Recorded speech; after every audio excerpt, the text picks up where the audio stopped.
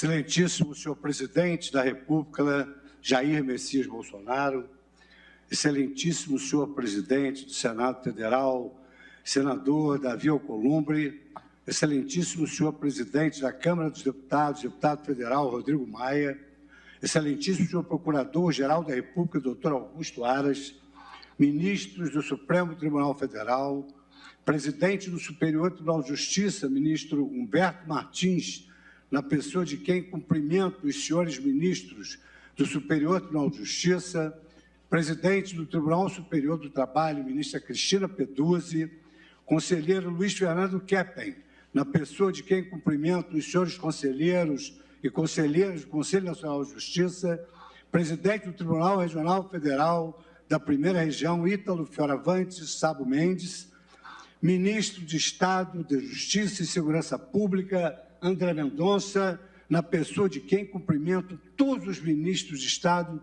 que nos deram a honra das suas presenças nessa tarde. Senhoras e senhores, profissionais da imprensa, servidores, familiares e amigos. O sonho encheu a noite, extravasou para o meu dia, encheu a minha vida, e é dele que eu vou viver, porque sonho não morre. Sob a inspiração da poetisa e filósofa Adélia Prado, inicio este discurso com a infinita emoção que me assoma ao tomar posse na chefia do Poder Judiciário do meu amado país. Esse sentimento caminha irmanado com um profundo senso de responsabilidade, de disciplina e de prudência, sentimentos inerentes à honra de servir o povo brasileiro neste momento dramático de soerguimento da vida nacional em meio a uma insondável pandemia de proporções globais. Com o primeiro gesto simbólico no exercício desta nobilíssima função, não poderia deixar de prestar um tributo às mais de 120 mil vítimas fatais do coronavírus em nosso país e aos seus familiares. Esta página crítica e devastadora da nossa história, que ainda estamos a virar, torna imperativa uma reflexão sobre nossas vidas, nossos rumos e nossos laços de identidade nacional. Nenhum nome será esquecido. Pela memória e dignidade dos brasileiros que se foram, não desperdiçaremos a oportunidade de nos tornarmos pessoas mais nobres e solidárias e uma nação melhor para o presente e para as futuras gerações. Nesses últimos meses, os cidadãos e as instituições do país demonstraram admirável capacidade de resiliência e de superação, tal como preconizava o literato Euclides da Cunha, para reconhecer que o brasileiro é, antes de tudo, um forte, capaz de se reinventar na adversidade. Não há crise que o esmoreça, não há obstáculo que o faça desistir dos sonhos, não há disrupção que o retire a identidade. O poeta matogrossense do Sul, Manuel de Barros, dizia que quem anda no trilho é trem de ferro. O brasileiro, ao contrário, é a água que corre entre as pedras, porque sabe que liberdade caça jeito. É povo destemido, ciente de que o que a vida quer de nós é coragem, como no vaticínio de Guimarães Rosa. Ouço definir que a Constituição Federal é a um só tempo nosso símbolo e norma, esperança e autoridade, projeto e realização. Holística sem ser paradoxal, justapondo e equilibrando todas as identidades cidadãs no bojo de nossas diversidades étnicas, culturais e políticas. Ela é atemporal sem ser anacrônica, ora preservando, ora se ressignificando, para garantir estabilidade à vida impermanente. Nossa Constituição Federal, como destacou nosso decano presente, o ministro Marco Aurélio, é onipresente sem ser totalitária. funcionando simultaneamente como ponto de partida, como caminho e como ponto de chegada das indagações nacionais. Nós, juízes do Supremo Tribunal Federal, somos os guardiões desse mais sagrado documento democrático pertencente ao povo brasileiro. É por essa razão que cabe ao Supremo Tribunal Federal dar vida à Constituição cidadã, aqui já citada, na feliz expressão de Ulisses Guimarães, assegurando aos brasileiros o exercício de suas liberdades e igualdades em missão orientada pelos valores fundamentais de uma sociedade fraterna, pluralista e despida de preconceitos. No exercício de suas funções, o Supremo Tribunal Federal tem se desincumbido exemplarmente de seu mistério, assegurando que a nossa Constituição permaneça como a certeza primeira de todos os brasileiros. É ser disso que, numa sociedade democrática, o direito de discordarmos uns dos outros deve ser reconhecido como requisito essencial para o aprimoramento do ser humano e das instituições. Em tempos de pós-verdade, profetizada por Gadamer em seu clássico Verdade e Método, o dissenso expõe os excessos de cada lado do debate e convida a coletividade a enxergar as diversas perspectivas de um mesmo mundo. É somente através da justa posição entre os diferentes que construímos soluções mais justas para os problemas coletivos. Por isso mesmo, democracia não é silêncio, mas voz ativa. Não é concordância forjada seguida de aplausos imerecidos, mas debate construtivo e com honestidade de propósitos. Essa dialética conjura o silêncio dos humilhados e nos relembra as palavras do filósofo Carlos Santiago Nino, para quem são complexas as tensões resultantes do matrimônio entre a democracia e o constitucionalismo. A despeito de nossas diferenças, é imperioso que tenhamos uma única concordância, uma espécie de consenso por justa posição, para a sobrevivência de uma sociedade plural, prometida no patamar do preâmbulo da Carta Maior. As discussões e soluções para o nosso país devem emergir do tecido da Constituição, sempre em respeito aos direitos fundamentais e à cidadania. Nada, absolutamente nada, floresce quando a semeadura é feita no terreno árido para além do entrincheiramento constitucional. O Supremo Tribunal Federal, concretizando esse ideal, tem funcionado como eficiente hábito dos conflitos constitucionais. A Corte foi responsável por decisões fundamentais para o bom funcionamento dos poderes constituídos, bem como para o aprimoramento do sistema republicano. Destaco as decisões que garantiram a fidelidade partidária para o fortalecimento das agremiações políticas enquanto instâncias elementares da democracia de massa.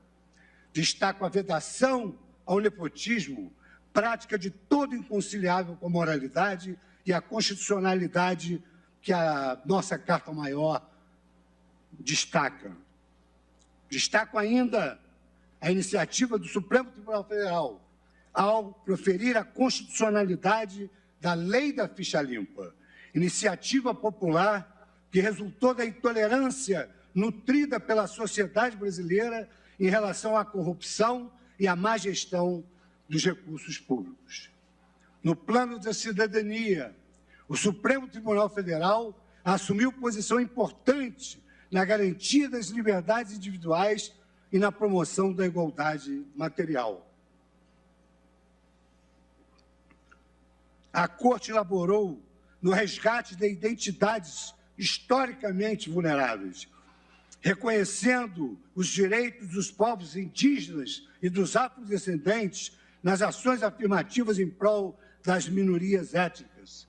O Supremo legitimou as uniões estáveis homoafetivas, legitimou a paternidade socioafetiva e rechaçou a trans e a homofobia, validando, por último, a Lei Maria da Penha. Igualdade traz dignidade e nos afasta do perigo da indiferença para com o outro. Sentimento que, nas palavras de Elie Wiesel, Prêmio Nobel da Paz, já adoeceu o mundo, gerou o Holocausto e levou meus queridos antepassados a serem dizimados nos campos de concentração.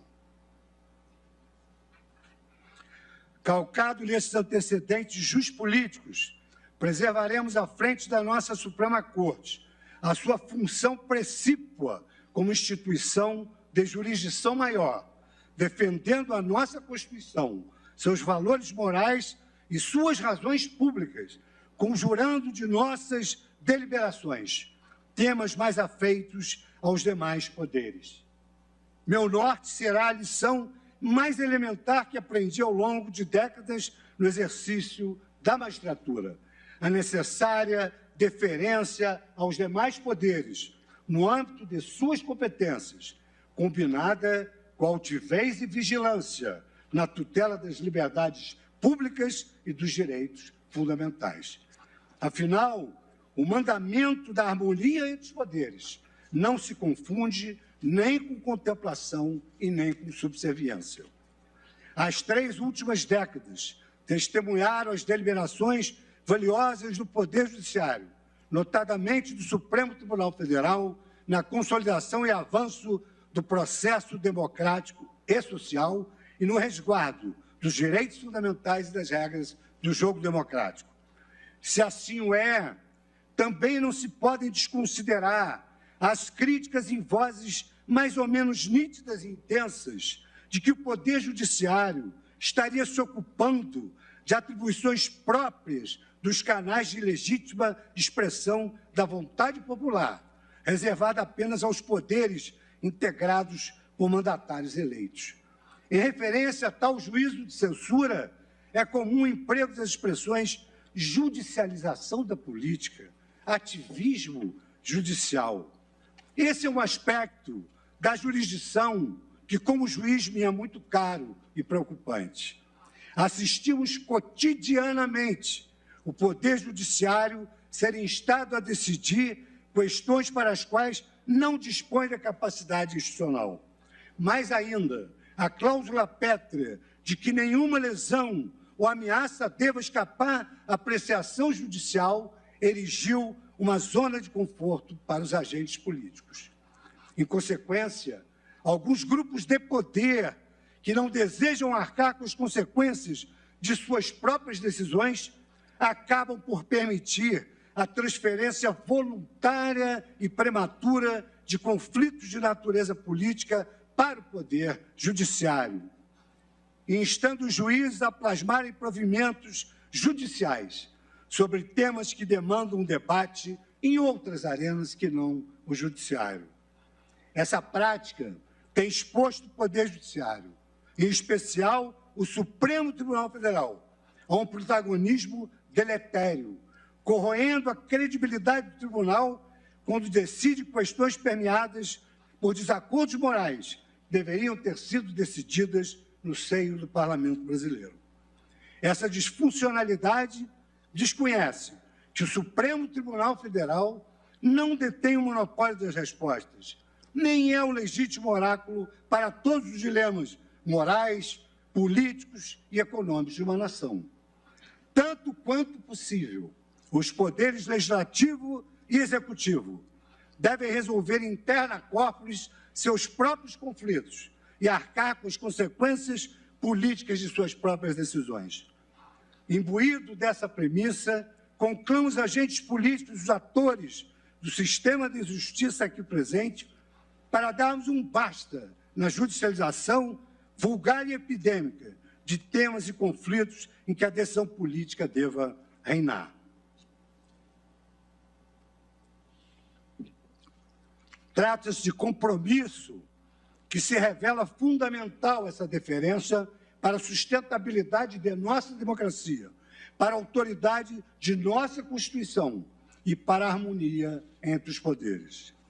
Aos nossos olhos, o Judiciário deve atuar movido pela virtude passiva, devolvendo à arena política e administrativa os temas que não lhe competem à luz da Constituição.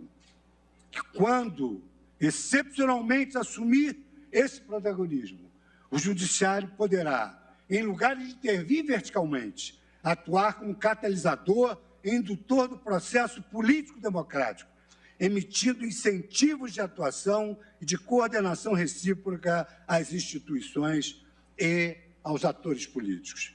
Portanto, nos próximos 2 anos, será nosso objetivo preservar a dignidade da jurisdição constitucional. É sabido que, muitas vezes, o poder de decidir tangencia o poder de destruir. Por isso mesmo, a intervenção judicial em temas sensíveis deve ser minimalista, respeitando os limites da capacidade institucional dos juízes e sempre à luz de uma perspectiva contextualista, consequencialista, pragmática, porquanto, em determinadas matérias sensíveis, o menos é mais. Por outro lado, se devemos deferência ao espaço legítimo de atuação política, não podemos abrir mão da independência judicial atuante por um ambiente político probo, íntegro e respeitado.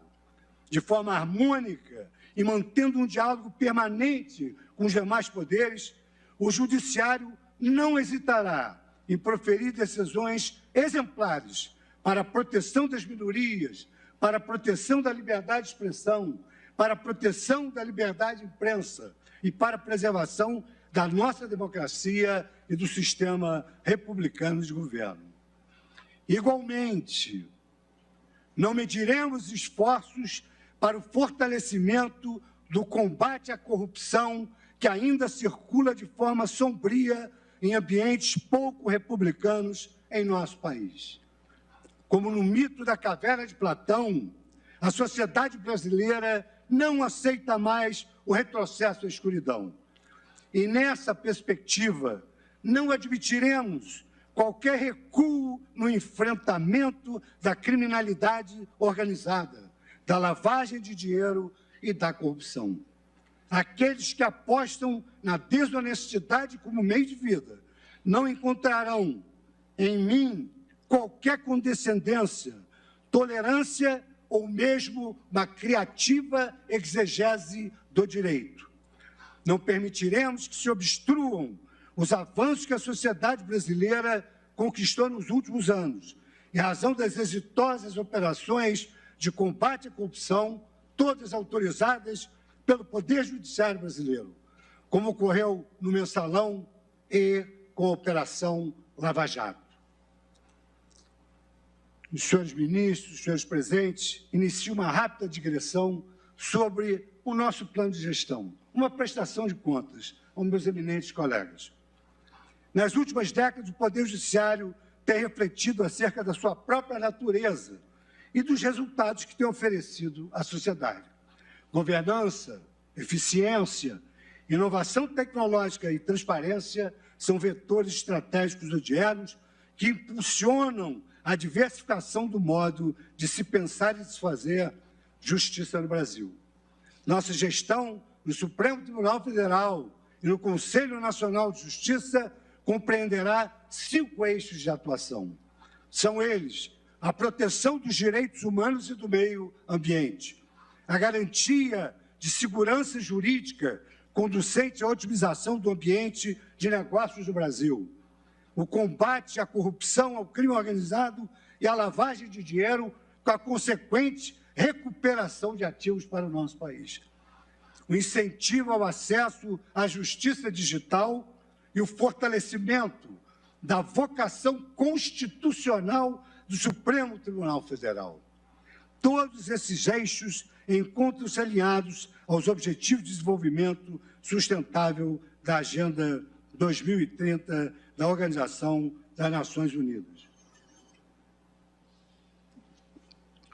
Como forma de criar um canal permanente para o diálogo entre o Judiciário e a sociedade civil, criaremos um Observatório de Direitos Humanos, no âmbito do Conselho Nacional de Justiça, com a participação de lideranças nacionais. A sociedade civil terá, assim, voz para propor iniciativas a serem adotadas por toda a justiça brasileira em matéria de direitos humanos.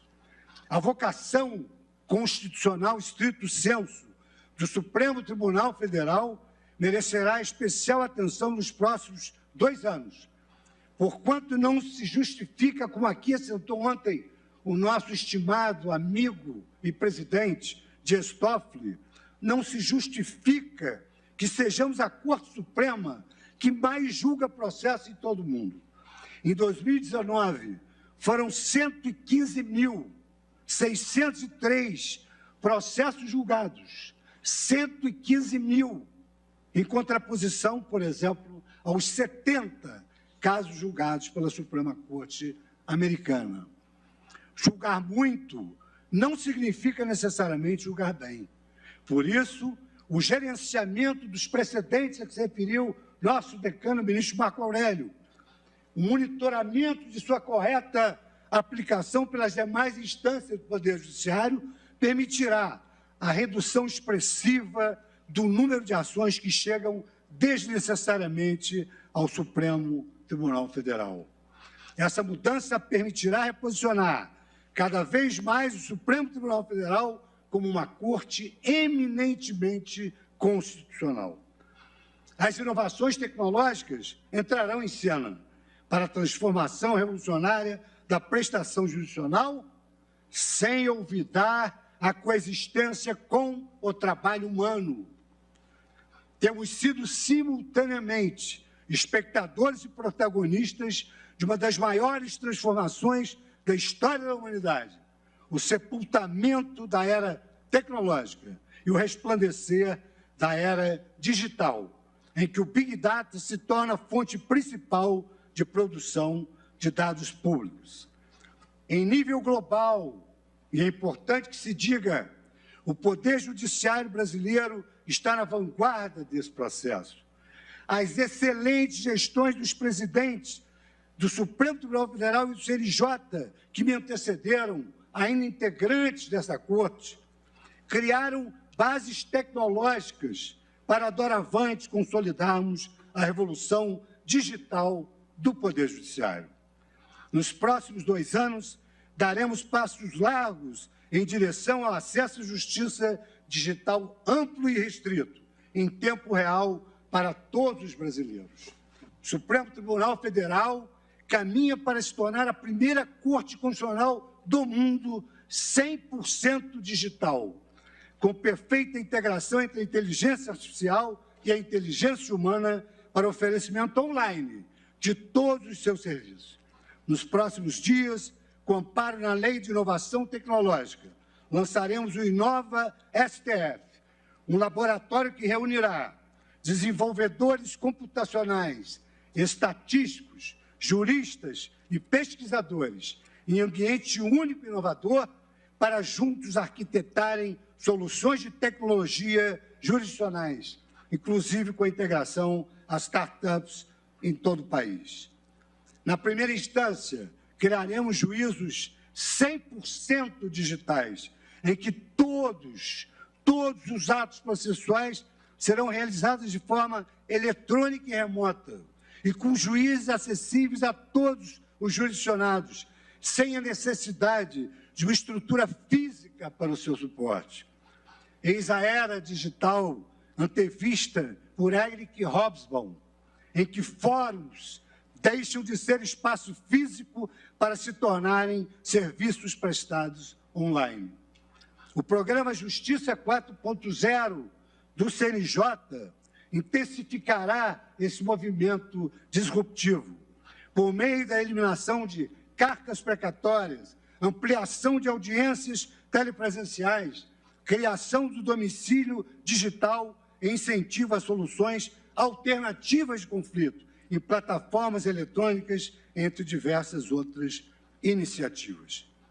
A tecnologia também será primoroso instrumento para o aprimoramento do sistema de combate à corrupção e a recuperação de ativos de nosso país por meio de aplicação de parcerias estratégicas com organismos nacionais e internacionais, tão essenciais ao ingresso do Brasil na OCDE.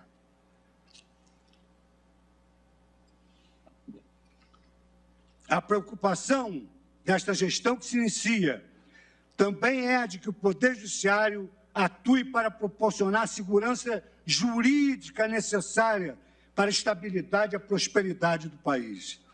Nenhuma nação cresce em um ambiente permeado por excesso de burocracia e por incertezas quanto às consequências das condutas humanas. Os investidores no Brasil clamam por previsibilidade e segurança jurídica, na medida em que a surpresa e o desenvolvimento econômico absolutamente não combinam. Nessa perspectiva, não esqueceremos outro destinatário central do nosso trabalho diário, o cidadão brasileiro. Não basta um poder judiciário tecnológico, transparente e eficiente, se os direitos básicos do cidadão não forem protegidos e concretizados pelas decisões judiciais. Alvitro que nós, juízes do Brasil, jamais esqueçamos que o judiciário é a porta última dos aflitos, que no exercício do nosso labor deparamos-nos com as mais severas mazelas humanas, personificadas em rostos marcados, ora pela dor, ora pela culpa, mas em ambos os casos sempre confiantes na justiça dos homens. Deveras, não olvidaremos que o Poder Judiciário deve contas à sociedade. Advirto, porém, prestação de contas à sociedade não se confunde com obediência à opinião pública, mas antes com o sentimento constitucional do povo. A interpretação da Constituição deve refletir e justapor, sem paixões, os valores que formam a cultura política e a identidade do povo brasileiro. Judicatura requer a consciência de que a autoridade de nós, juízes, repousa na crença de cada cidadão brasileiro de que as decisões judiciais decorrem de um exercício imparcial e despolitizado de autoridade. A efetividade da Constituição, já ao afirmar a Conrad Hess sobre a força normativa da Carta Magna, é tanto maior quando se alia ao sentimento constitucional do povo. Peter Haberle, ao discorrer sobre a sociedade aberta dos intérpretes da Constituição, deixa entrever que, além dos poderes constituídos, executivo, legislativo e judiciário, o povo também é o exegeta maior da nossa Constituição. Minhas senhoras e meus senhores, eu me dirijo agora aos destinatários de meus agradecimentos institucionais. Mercê de compor o colegiado judicante, passo a partir de hoje a me dedicar a esses altos desígnios patrióticos, na certeza de que a nossa esperança se exteriorizará na vitória e de que a nossa fé no Brasil, presidente, será sacra como uma oração. Dirijo-me primeiramente aos órgãos da República, seus membros e instituições essenciais à prestação da justiça, para fazer uma promessa, parafraseando o nosso artista popular, Luiz Gonzaga, o rei do Baião: a minha toada é mensageira da paz. A minha trajetória de vida pública fala por si. Eu sou um homem de pontes e não de muros.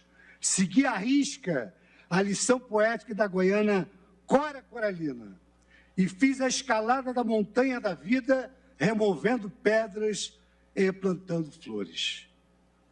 Teremos as nossas relações com os demais poderes e que serão harmônicas, porém litúrgicas, como determina o mandamento constitucional.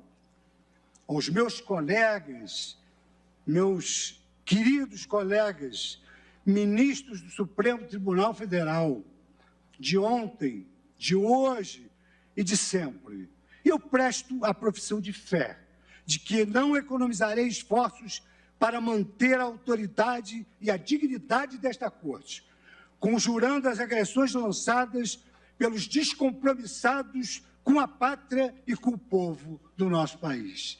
Esses corruptos de ontem e de hoje, e que são os verdadeiros responsáveis pela ausência de leitos dos hospitais, de saneamento de saúde para a população carente, pela falta de merenda escolar para as crianças brasileiras e por impor ao pobre trabalhador brasileiro uma vida lindeira à sobrevivência biológica.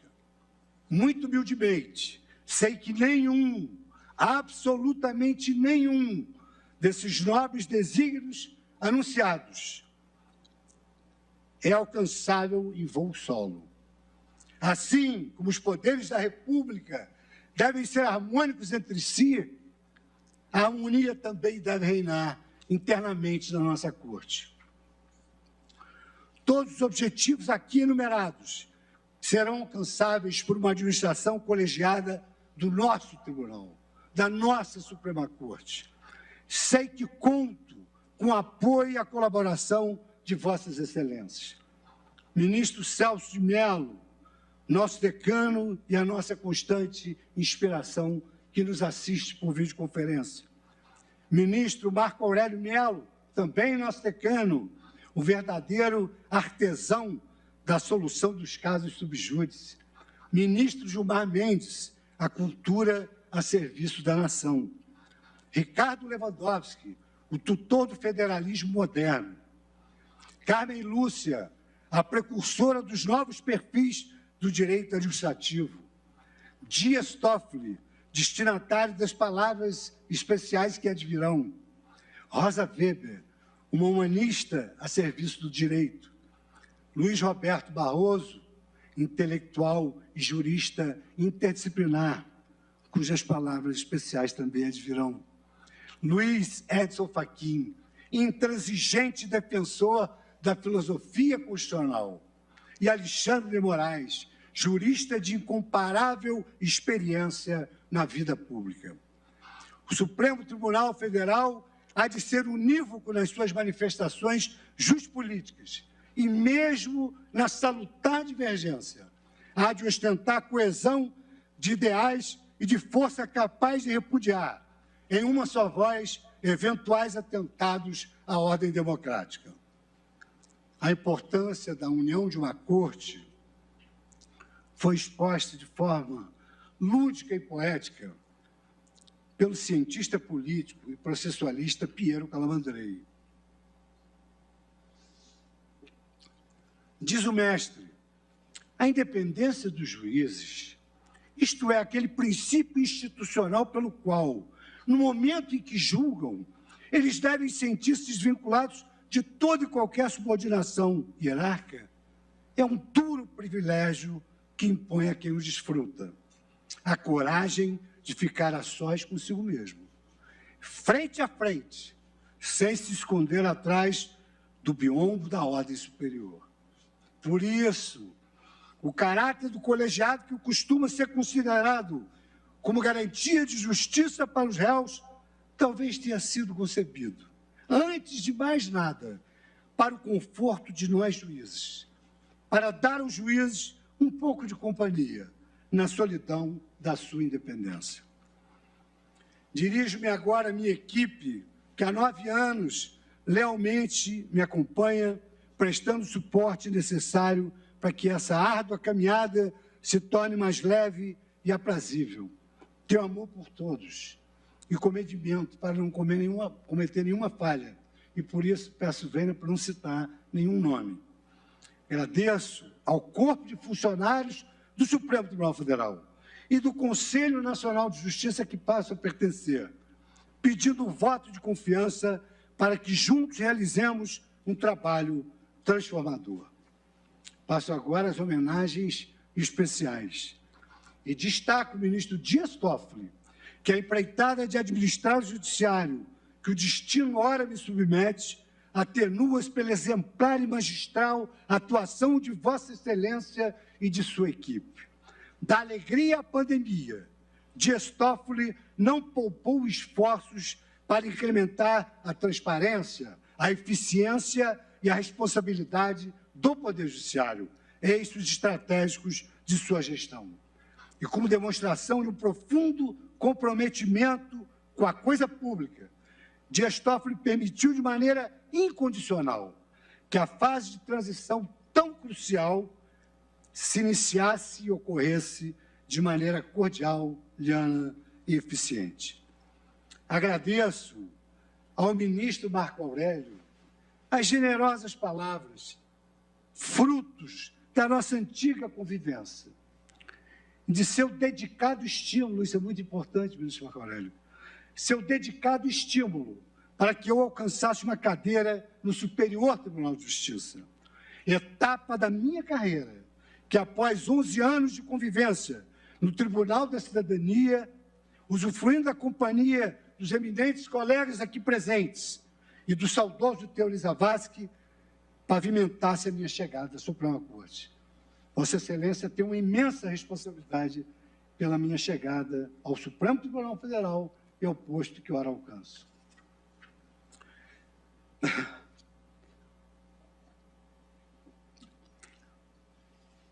Quero também agradecer ao destino a possibilidade de trabalhar lado a lado com esse amigo da juventude, intelectual da palavra simples e doce, e irmão de uma fé multifária que nos une a tantos outros, que é Luiz Roberto Barroso. Beto, eu mergulho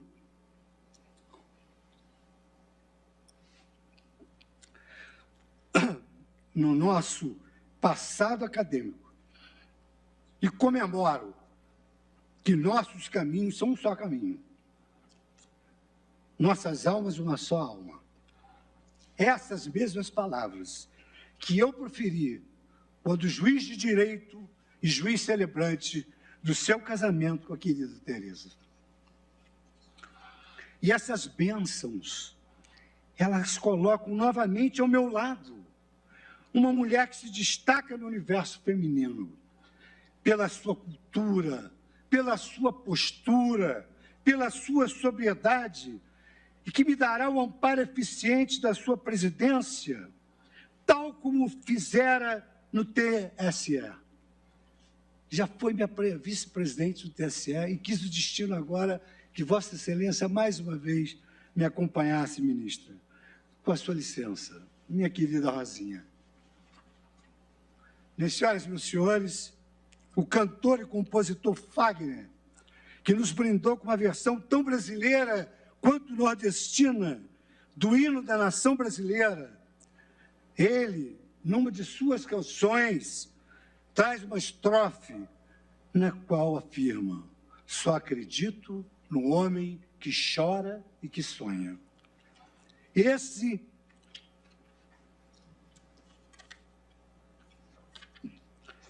é o momento mais sensível de dedicação aos amigos e à família. Essa missão que ora assumo, e assim como fiz no introito desta fala, é um misto de sonho e de realidade.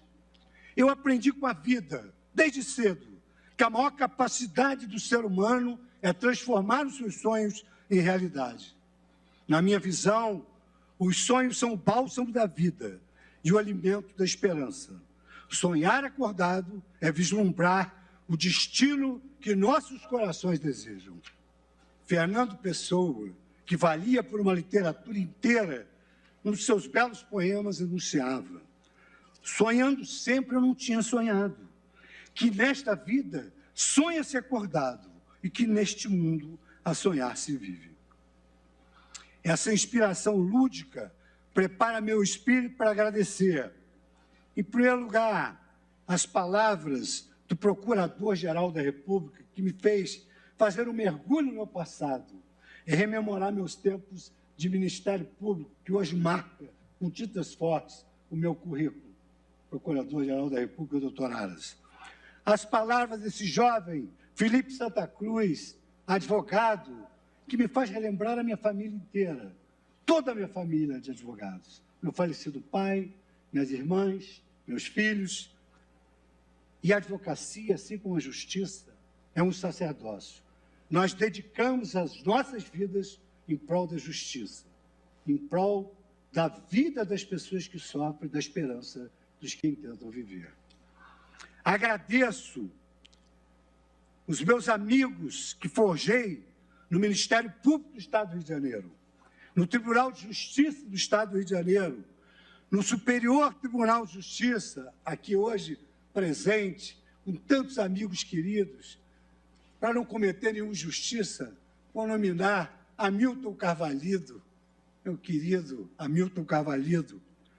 Esta Casa de Justiça a que pertenci e que, por força de sua jurisprudência, hoje é cognominada de Tribunal da Cidadania.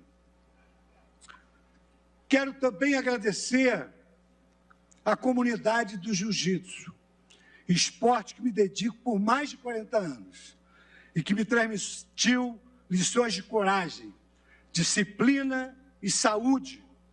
E cumprimento a todos na pessoa do nosso mestre Oswaldo Alves, um octogenário com a alma espartana de um jovem de 20 anos. Meu amigo, meu mestre, Sérgio Penha, que ora me assiste dos Estados Unidos da América. E também a família Grace, que trouxe jiu-jitsu para o Brasil. Agradeço a música, que me encantou na juventude e me levou à ousadia de integrar bandas à época. E o faço na pessoa de Michael Sullivan, aqui presente, compositor de mais de 1.500 músicas, ganhador de vários Grammys latinos, que me deu a honra da parceria da canção Flor Mariana, como presente de casamento para minha filha. Por fim, é hora de pedir permissão para deixar falar o coração, exteriorizar a minha perene gratidão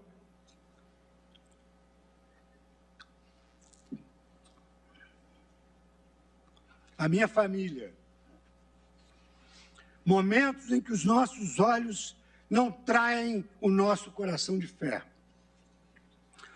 Em primeiro lugar, minha gratidão à minha mãe, Lucy Fux, amiga, conselheira, faz 91 anos amanhã, e pautou a minha criação permeada pelo carinho e pelos conselhos de responsabilidade e de independência.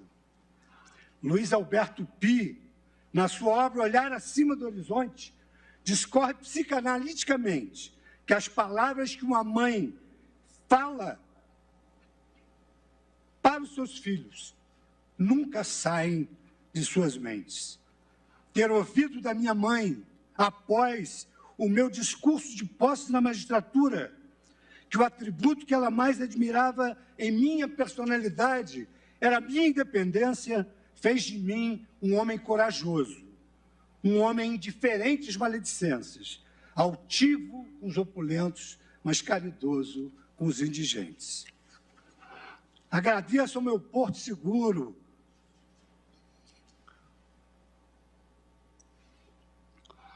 minha amada esposa Eliane Fux. Agradeço, Eliane, porque você compartilha meus anseios e me fortalece nas fraquezas que autenticam a minha humanidade. Agradeço pela sua sobriedade, seu amor e presença constante nos nossos 45 anos de convivência. Você pavimentou esse caminho junto comigo, num amor unitivo, que sem ele seria impossível estar aqui hoje. Esse exemplo é seguido pela minha querida nora Nicole e pelo meu genro Hercílio José. Agradeço aos meus filhos, razão maior do meu viver e a melhor parte de mim mesmo, relembrando as doces palavras de Khalil Gibran. Teus filhos não são teus filhos, são filhos da vida. Vêm através de ti, mas não de ti. Embora estejam contigo, a ti não pertencem. Podes dar-lhes amor, mas não teus pensamentos, pois que eles têm seus pensamentos próprios. Podes abrigar seus corpos, mas não suas almas, pois que suas almas residem na casa do amanhã, que não podes visitar sequer em sonhos. Podes esforçar-te para parecer com eles, mas não procurei fazê-los semelhante a ti, pois a vida não recua e não se retarda no ontem. Teus filhos não são teus filhos, são filhos da vida. Dedico a minha emoção também aos meus doces netos aqui presentes, Patrick, o meu tique, que me chama de monstro do beijo, porque toda hora eu quero beijar ele. A Rafaela, minha princesa mais bela, que se arrumou hoje para homenagear o vô Lula. E o Nicolas, que é a figura do meu pai em miniatura e que ficou em casa porque ainda é muito novo. Todos eles filhos de Rodrigo Fux e da Nicole. Dedico também esse desvanecimento a Maria Valentina, que veio ao mundo na antevéspera da posse como símbolo de um sonho, para iluminar a vida de todos nós, em especial da minha filha Mariana e de Ercílio. Ela, ausente, porque está no período de aleitamento. Mas já tem um veio jurídico, não é, ministra Rosa? Ela já visitou a primeira turma na terça-feira durante o julgamento. Me colocaram nos meus braços Maria Valentina, para que todos os meus colegas, que eu tanto amo, conhecessem. Também saúdo as minhas queridas irmãs, companheiras de toda a minha existência, Rosane e Bettina Fux.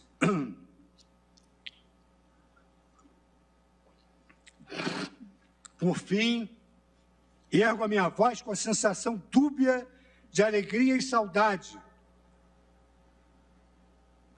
para a qualidade de filho amado do meu saudoso pai Mendel Fux,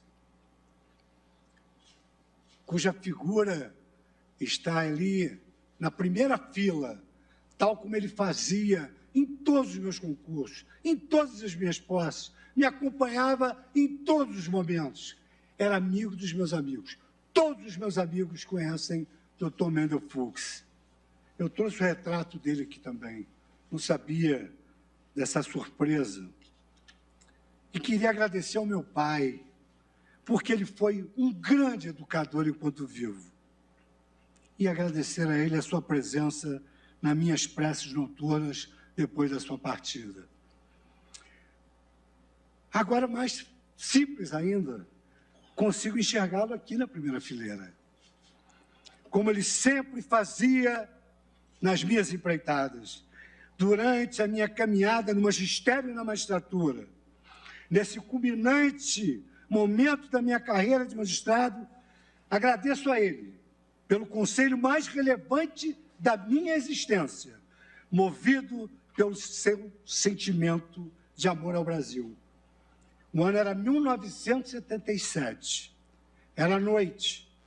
Ele veio até mim para me desencorajar de emigrar para o exterior, de onde surgiu uma excelente oferta profissional. Pediu que eu aqui permanecesse para devolver ao Brasil o acolhimento do seu exílio da perseguição nazista e para retribuir a educação gratuita que eu obtivera no meu querido, no meu estimado colégio Pedro II e na Universidade do Estado do Rio de Janeiro.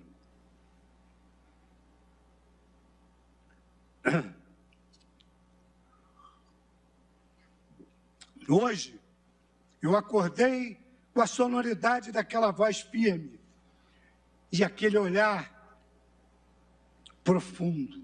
Filho, você não vai para o exterior, não. Você não vai.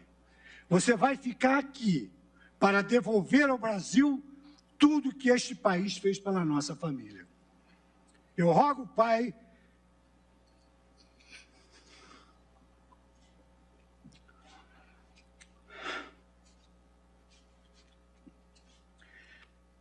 que no patamar celestial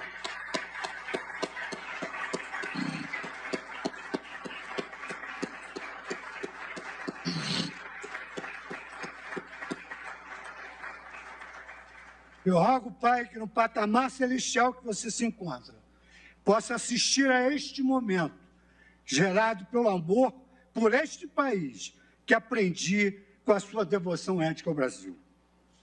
Senhoras e senhores, é hora de findar. Quero deixar um testamento de fé, como magistrado e como ser humano.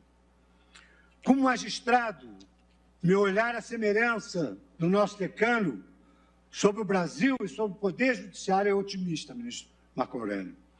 As boas mudanças são geracionais. Por vezes, elas não ocorrem no tempo e no ritmo que desejamos. Em algumas situações, visualizamos retrocessos pontuais. No entanto, mesmo em face dos graves conflitos que se descortinam na política, na economia e na vida social, nos recusamos a adotar uma postura de pessimismo. Afinal, sou um magistrado de carreira. Sou um juiz, e juízes sem esperança deixam em perigo a Constituição a que serve. Não há milagres nem subterfúgios. O motor da história é olhar para frente, sempre com prudência, responsabilidade e a consciência de que devemos honrar e preservar os ideais do futuro que a Constituição da República Federativa do Brasil prometeu. Como ser humano, fortaleço o meu incondicional desejo e certeza de que dias melhores virão. Por isso, concito a todos que lavemos as mãos, não como Pilatos, mas para com elas, imunes da pandemia, segurarmos na mão de Deus, para que nos conduza ao caminho da luz, para que nos conduza ao caminho do amor ao próximo, para que nos conduza ao amor ao bem, à verdade e à divindade da justiça. Que a humildade, a coragem, a independência, a prudência e a disciplina guiem a jornada que ora inicio. Que Deus me proteja. Baruch Hashem, Deus seja louvado.